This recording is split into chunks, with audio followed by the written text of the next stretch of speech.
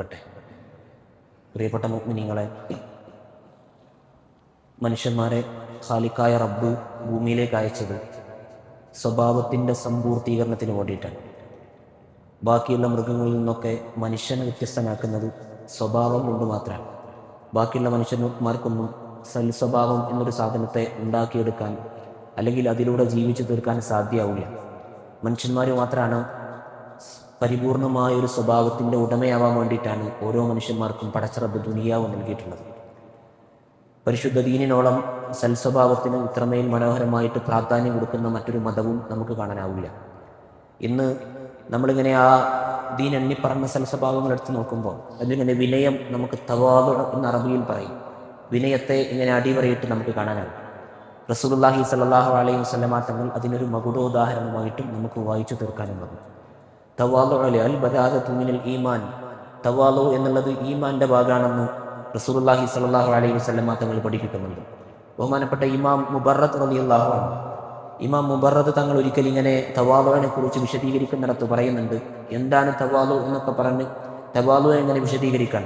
അവിടെയാണ് ഇമാം മുബറദ് തങ്ങൾ പറയുന്നത്, തവാദു ആണ് ഒരു മനുഷ്യന് അസൂയയില്ലാത്ത ഒരു അനുഗ്രഹമാണ് തവാദു എന്നാണ്.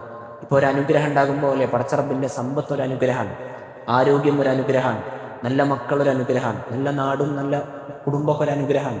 അതൊക്കെ ഉണ്ടാകുമ്പോൾ മനുഷ്യന്മാർക്ക് ഉണ്ടാകുന്ന, അത് കിട്ടാത്തവനുണ്ടാകുന്ന ഒരു സാധനമാണ് അസൂയ എന്ന് പറഞ്ഞാൽ. ആ സമ്പത്ത് ഇല്ലാണ്ടാവാൻ അല്ലെങ്കിൽ അത് എനിക്ക് മാറ്റിത്തരാൻ ഉണ്ടാകുന്ന ഒരു സാധനമാണ് അസൂയ എന്ന് പറയുന്ന ഒരു മാനസികമായ രോഗം. അത് മനുഷ്യന്മാർക്ക് ഉണ്ടാകുന്നത് സ്വാഭാവികമാണ്. പക്ഷെങ്കിൽ പടച്ച റബ്ബിൻ്റെ ഒരു അനുഗ്രഹത്തെ ലഭിച്ചിട്ട് അസൂയ ഇല്ലാത്തൊരു അനുഗ്രഹം എന്നുള്ളത് തവാദു മാത്രമാണെന്നാണ്. വിനയമുള്ള ഒരു മനുഷ്യൻ്റെ വിനയം കണ്ടിട്ട് ഒരാൾക്ക് അസൂയ തോന്നാറില്ല.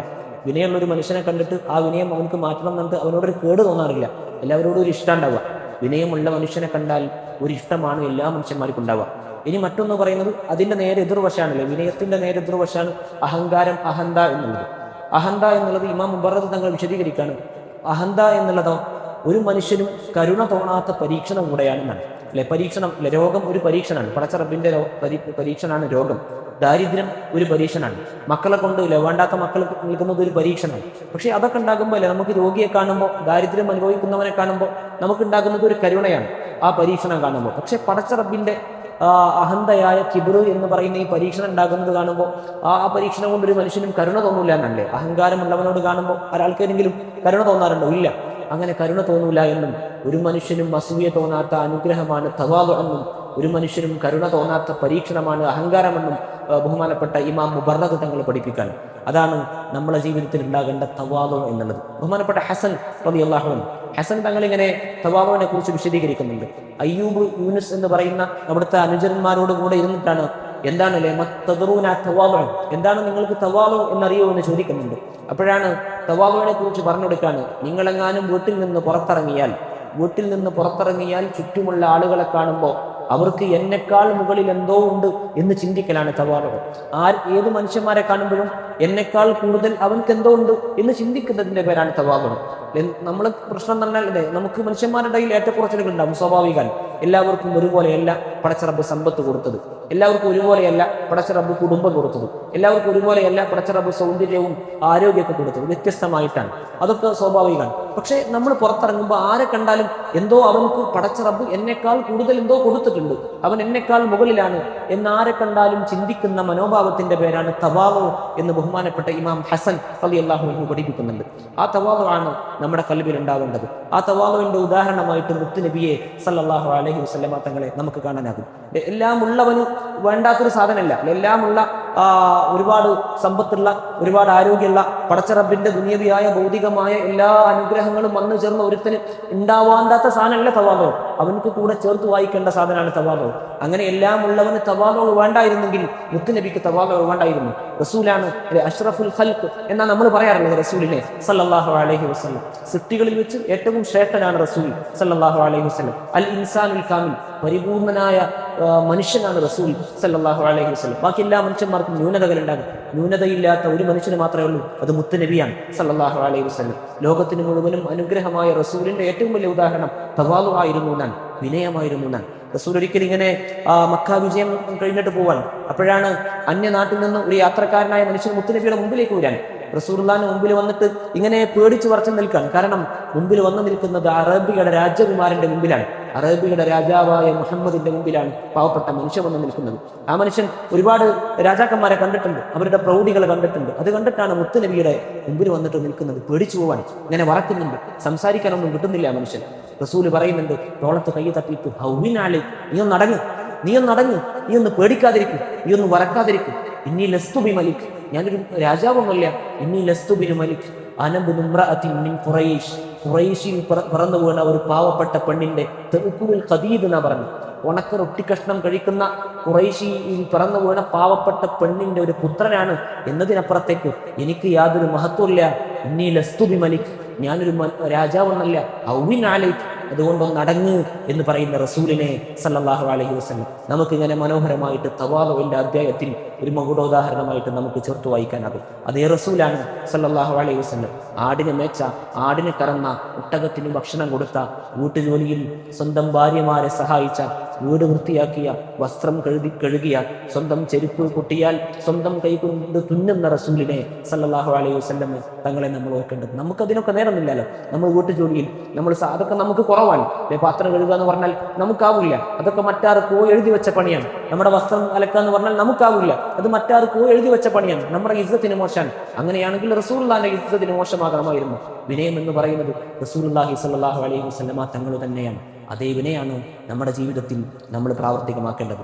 ആ വിനയത്തെ നമുക്കിങ്ങനെ പരിശുദ്ധമായ ഖുർആന്റെ ഭാഷ എടുത്ത് നോക്കുമ്പോൾ അതിൽ കാണാൻ സാധിക്കും. ഇഖ്റ ബിസ്മി റബ്ബിക്കല്ലദീ ഖലഖ് എന്ന് പറഞ്ഞിട്ട് ഖുർആൻ തുടങ്ങാൻ പറഞ്ഞത്. റസൂലിനോട് എല്ലാ മനുഷ്യന്മാരും എന്ത് ചെയ്യുമ്പോഴും, സൽക്കർമ്മങ്ങൾ ഏത് ചെയ്യുമ്പോഴും ബിസ്മി ചൊല്ലിയിട്ട് തുടങ്ങണം എന്നാ പറഞ്ഞത്. ബിസ്മി, അതിൽ ആദ്യത്തെ അക്ഷരം ആലോചിക്കട്ടെ, ബാ ആണ് അല്ലെ? ബിസ്മിയുടെ ആദ്യത്തെ അക്ഷരം ബാ ആണ്.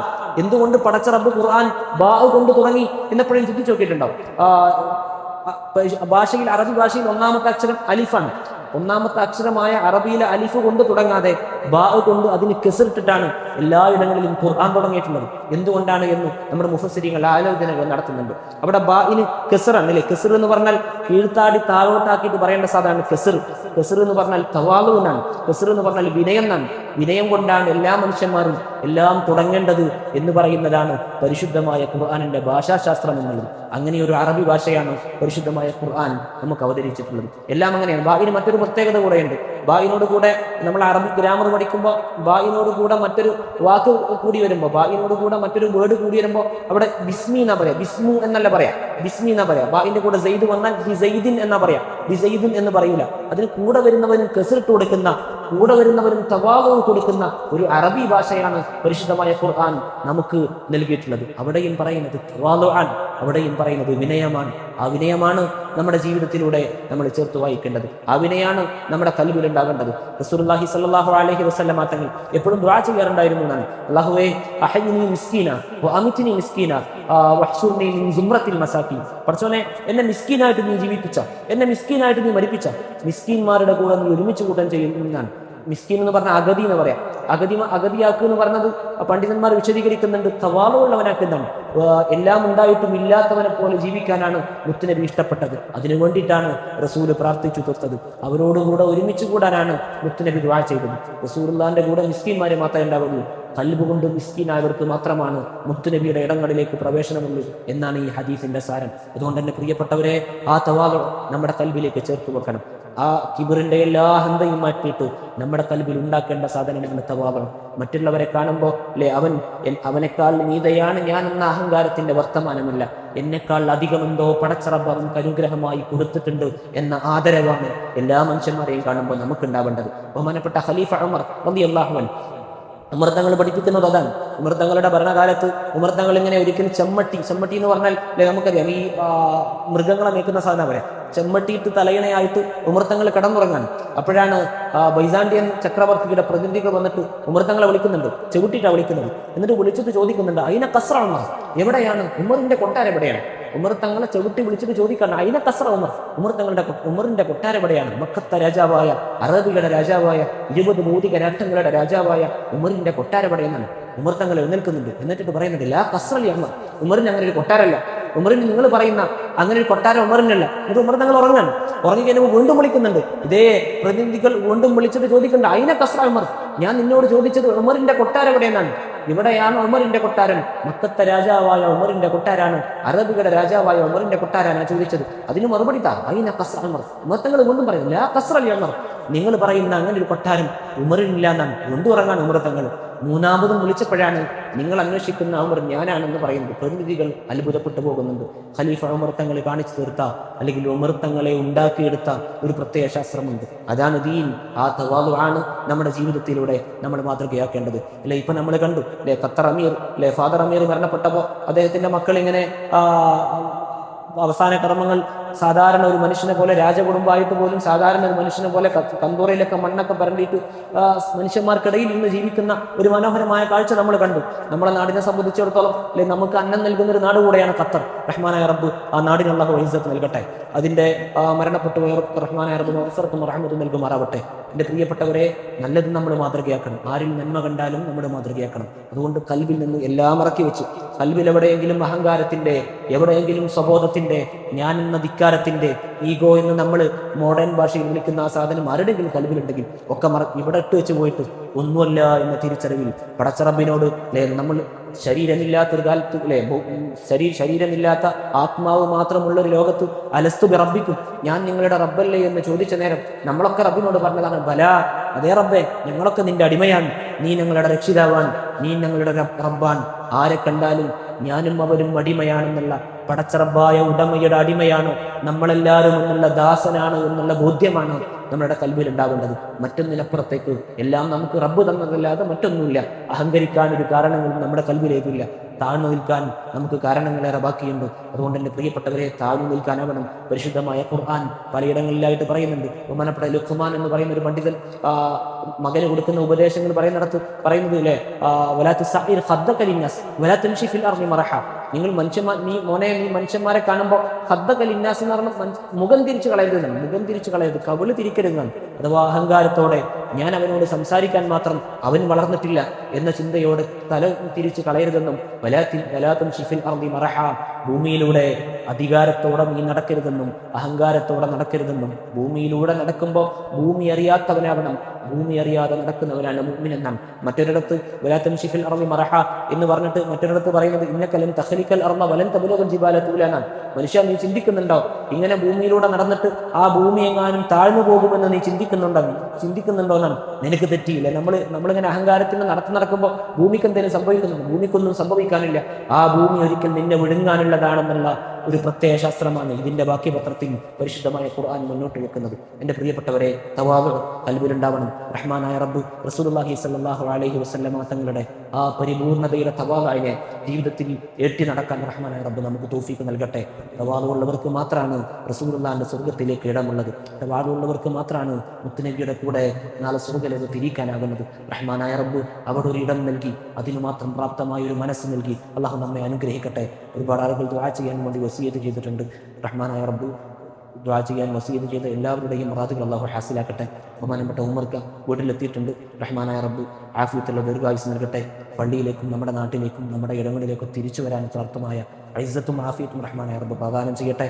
അങ്ങനെയുള്ള എല്ലാ രോഗങ്ങളെ തൊട്ട് നമ്മുടെ ബന്ധപ്പെട്ടവർ, മാതാപിതാക്കൾ എല്ലാവരെയും റഹ്മാനായ റബ്ബ് അകറ്റി മാറ്റി പരിപൂർണമായ ഒരു രോഗമില്ലാത്ത ഇസ്സത്തോടെ ജീവിക്കുന്ന, ആരുടെ മുമ്പിലും ഇസ്സത്തിന് കോട്ടം സംഭവിക്കുന്ന ഒരു രോഗവും തരാതെ റഹ്മാനായ റബ്ബ് നമ്മയ്ക്ക് അള്ളാഹു നൽകി അനുഗ്രഹിക്കട്ടെ. അങ്ങനെ ജീവിതം അള്ളാഹു നൽകട്ടെ. എൻ്റെ പ്രിയപ്പെട്ടവരെ, നേരത്തെ പറഞ്ഞതുപോലെ ഇന്നത്തെ കളക്ഷൻ നന്ദി ദാറുസ്സലാമിന് വേണ്ടിയിട്ടാണ്. ദാറുസ്സലാമിൽ എല്ലാ വർഷവും ദാറുസ്സലാമിൽ നല്ല എല്ലാ കോളേജുകളിലും ഉണ്ടാകും. അറബി കോളേജുകളിൽ ഒരു 5 ദിവസത്തെ പരിപാടി ഉണ്ടാകും. എല്ലാ 4-5 ദിവസം അവിടെ 350 ഹാഫിലിങ്ങൾ പഠിക്കുന്ന സ്ഥാപനമാണ്.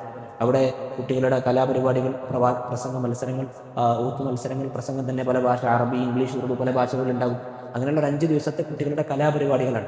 ആ പരിപാടികളിൽ നിന്നാണ് എല്ലാ പ്രഭാഷകന്മാരും വളർന്നു വരിക. അവിടെ നിന്നാണ് എല്ലാവരും പ്രസംഗിക്കാൻ വേണ്ടി പഠിക്കുക. അവിടെ നിന്നാൽ എല്ലാവരും ഓതാൻ വേണ്ടി പഠിക്കുക. അവിടെ നിന്നാൽ എല്ലാവരും പാട്ട് പാടാൻ വേണ്ടി പഠിക്കുക. അങ്ങനെ തന്നെയാണ് ഞാനും ഇങ്ങനെ എണീറ്റിക്കാനൊക്കെ പഠിച്ചത് അവിടെ നിന്ന് തന്നെയാണ്. അപ്പോൾ അതിൻ്റെ ചിലവ് ഏകദേശം 10 ലക്ഷത്തോളം രൂപയാണ് ആ പ്രോഗ്രാമിന് ചിലവ് വരുന്നത്. അതുകൊണ്ട് ഇന്ന് കളക്ഷൻ വന്നിട്ടുണ്ട്. അത് അവിടെ പോയാൽ ശിബിലിൻ്റെ പള്ളിയിൽ ഇത്ര കിട്ടിയെന്ന് പറയും. അതുകൊണ്ട് നിങ്ങളാരും കുറക്കരുത് എന്ന് ഓർമ്മപ്പെടുത്താണ്. റഹ്മാനായ റബ്ബ് നമ്മുടെ സ്വതക്കുകളൊക്കെ അള്ളാഹു കബൂലാക്കട്ടെ. ഈ സ്വതക്ക എന്തായാലും വെറുതാവില്ല.